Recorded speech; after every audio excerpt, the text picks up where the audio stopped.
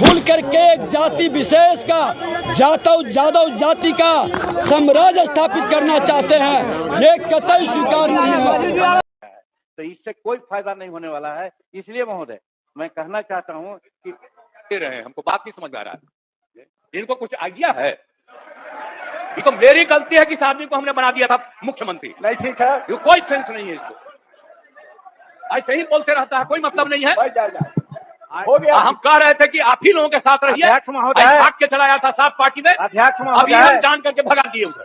अध्यक्ष क्या उधर रहिए, इसीलिए हम कहेंगे बात हो गई है और सब समर्थन कर रहे हैं। सुन लीजिए, बता रहे हैं बहुत गलत सारे लोग समर्थन कर रहे हैं और कोई सेंस है ये जो प्रचारित करता है? सुनो ना, बैठो ना यार, बैठो ना। अरे आप लोगों को जब छोड़ दिए थे, बैठिए, भूलिए मत, बात बोल रहे हैं, अरे भूलिए मत। अरे 13 में जब आप लोगों को छोड़ दिए थे, अब अकेले थे तो हम, अरे सुनो रे यार, कुछ जानते हो, बैठो। हम इसको बना दिए। इसके बाद जितना मेरी पार्टी का लोग था सब हमको 2 ही महीना में कहने लगा कि गड़बड़ है, इसको हटाइए, और अंत में हमको बाध्य किया, फिर हम बन गए थे। कहता रहता है कि ये भी मुख्यमंत्री थे। अरे क्या मुख्यमंत्री था? ये तो मेरी मूर्खता से मुख्यमंत्री बना। आप ऊपर वाला भी जान लो, आप बिना मतलब का रोज इसको पब्लिश करते हो, कोई सेंस है इसमें?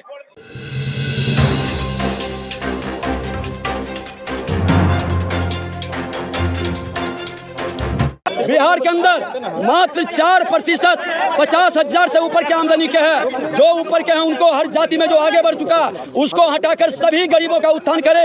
और हम आरक्षण का पूरा समर्थन किए। एक दलित जब बोलने लगा तो उनका विरोध करना, उसको रोड छाप कहना, ये कतई स्वीकार नहीं है। दलित और अति पिछड़ा विरोधी ये सरकार खुल करके एक जाति विशेष का जादव जाति का साम्राज्य स्थापित करना चाहते हैं, ये कतई स्वीकार नहीं है। जीतन राम मांझी भी आ चुके हैं, क्या कुछ जीतन राम मांझी कहेंगे ये भी सुनाएंगे, क्योंकि जीतन राम मांझी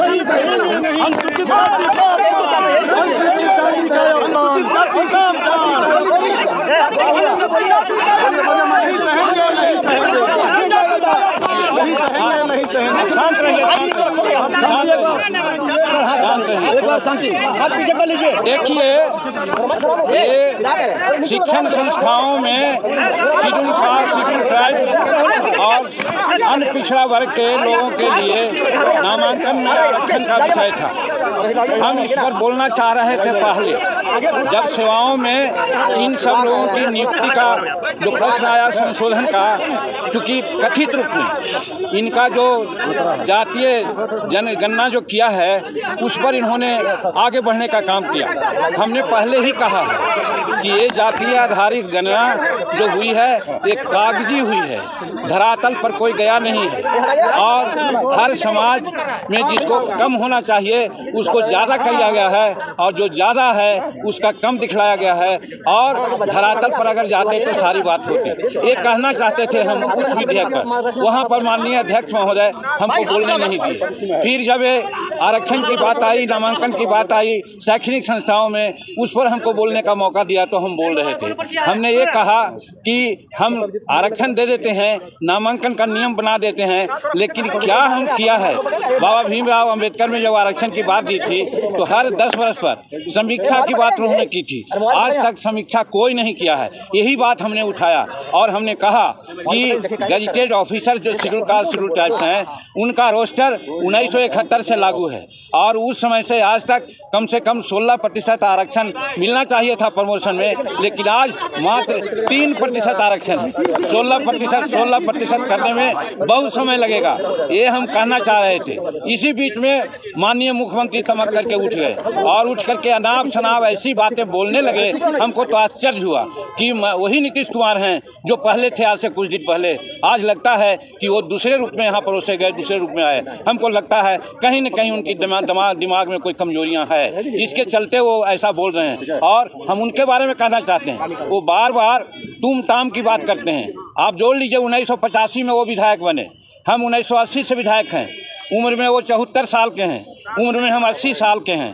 तो वैसी परिस्थिति में तुम ताम करना कहाँ का उचित है, उसमें भी विधानसभा में। इसलिए हमको लगता है कि मानसिक संतुलन वो खो बैठे हैं, इसलिए वो ऐसा करते हैं। पहली बात। दूसरी बात, एक बार कहते हैं हमने तुमको मुख्यमंत्री बनाया, देहात में कहा जाता है कि भले भेड़िया सिर मुड़ाती है, उसको दोहे में चुचुअट होती है, कीड़ा काटता है तो वो सिर मुड़ाता है। उसी प्रकार से नीतीश कुमार 2014 में हार गए। सब लोग कहने लगा नीतीश कुमार इस्तीफा दो, इस्तीफा दो।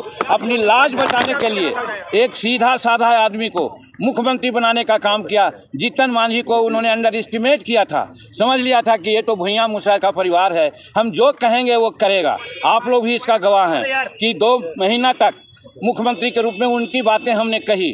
आप लोगों ने कहा कि जीतन मांझी रबर स्टैंप हैं, जीतन मांझी रिमोट से चल रहे हैं। सही बात है, हम आपको धन्यवाद देते हैं। आपकी इन बातों ने हमको प्रेरणा दी और प्रेरणा के बाद हम जब काम करने लगे तो यही इनके चमचा लोग कहा, ए नीतीश बाबू, जीतन मांझी को आप बनाए थे कि जो कहिएगा सो करेगा, तो ऐसा न करके राजहित में ऐसा ऐसा निर्णय ले रहा है। अगर 4-5 महीना रह गया आगे तो फिर आपको कुत्ता भी नहीं पूछेगा। निश्चित रूप में जीतन मांझी आगे का मुख्यमंत्री होगा।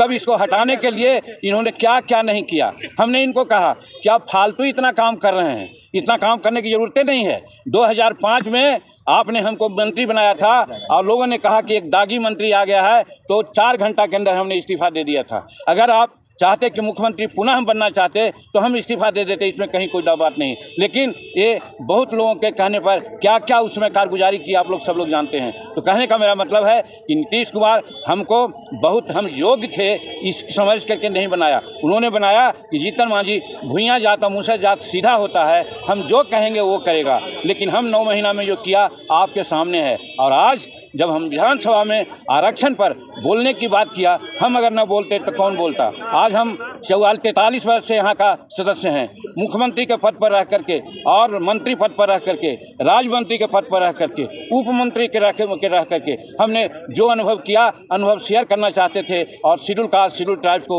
उचित हक मिले। इसी के लिए हमने कहा कि आज 16% आरक्षण है, लेकिन आप जानते हैं कि कितना आरक्षण लाभ है और कितना लोग लाभान्वित हुआ है। आज हुआ है 7% आरक्षण है। इसको कौन देखेगा। आज 15 साल से ही हैं, इनके बड़े भाई छोटे भाई भी 15 साल से, 30 साल से, आज 75, 73, 74 वर्ष हो गया। आज हम लोग मात्र 7 और 8% है, हमारा होना चाहिए 16%। अब जब ये आगे बढ़ा रहे हैं 20% कर रहे हैं, तो 20% करने से क्या फायदा है जब ये नहीं देखेंगे कि हमको 20% लाभ मिलता है या नहीं। यही कहना चाहते थे, लेकिन इस बात को सुनना नहीं चाहते थे। दूसरी बात, सुप्रीम कोर्ट ने कहा था आरक्षण प्रमोशन में कि साहब आप स्टेटस को रखिए, लेकिन स्टेटस को दूसरे राज्यों ने रखा, लेकिन ये स्टेटस को नहीं रखा और सामान्य वर्ग के लोगों को प्रमोशन दिया और शेड्यूल कास्ट को प्रमोशन को केप्ट इन अबेयंस रखा कि सुप्रीम कोर्ट का आदेश आएगा तब करेंगे। यही हम कहना चाहते थे। ऐसा दुआतिया बात मत बोलिए। इनसे टेलीफोन पर बात करके भी हमने कहा था, तो हमसे कहा था इन्होंने कि नहीं, दोनों को प्रमोशन हम साइमल्टेनियसली देंगे।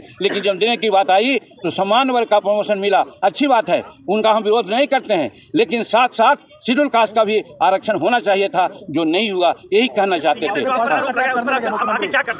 अब आगे आप लोगों के माध्यम से यही अनुरोध करना चाहते हैं कि इन सारी बातों को पब्लिक डोमेन में रखें। हम भी भारत सरकार के गृह मंत्रालय में या पर्सनल विभाग में या राज्य सरकार के अन्य राज्यपाल महोदय से मिलेंगे और कहेंगे कि ऐसे मुख्यमंत्री जिनका दिमाग लगता है कि अब कहीं दूसरे जगह चला गया है, इनको बर्खास्त कीजिए, यहाँ राष्ट्रपति शासन लगाइए और ताकि यहाँ बिहार की जनता को लाभ मिले और न्याय मिले। यही आगे हम लोग करेंगे।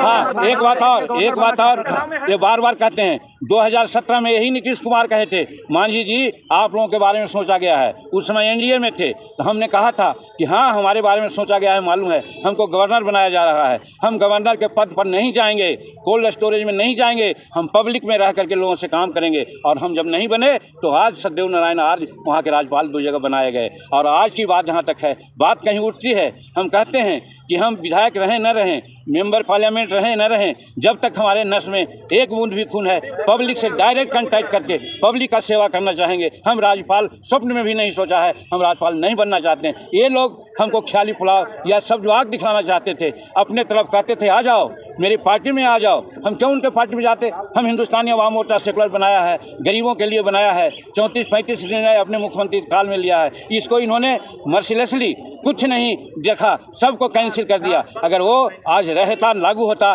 तो आज बिहार की स्थिति आगे बढ़ती। आज ये फिजूल खर्ची में पड़े हुए हैं। बताइए, नया म्यूजियम हाउस से पुराना म्यूजियम हाउस में अंडरग्राउंड जो बनाया जा रहा है 6000 करोड़ रुपया की क्या जरूरत थी।